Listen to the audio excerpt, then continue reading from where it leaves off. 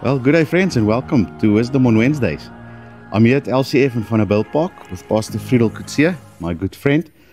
And they don't believe, especially at the end of October, in trick or treat, so they arrange a blessing night.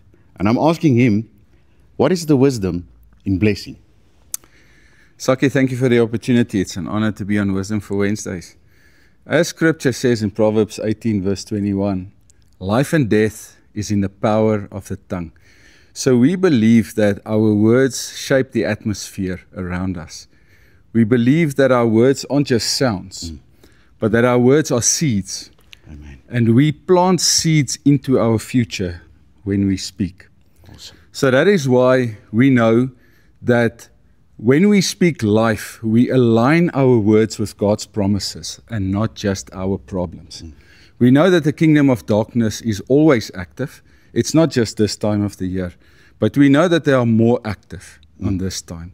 And the strategy of the kingdom of darkness is confusion, it's destruction, it's fear.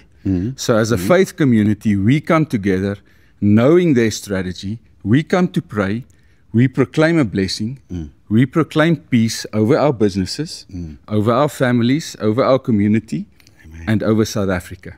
And that is why we are here. That's amazing. So if I understand you correctly, instead of foolishness and curses, we go for blessing and wisdom. That's aligned with God's promises. Amen. Amen. Well, and I wish you all the best for tonight. It's going to be a blessed evening. Thank you, Saki. And I believe we'll see the ripple effect of this in the days to come. Amen. Amen. Well, friends, God bless you.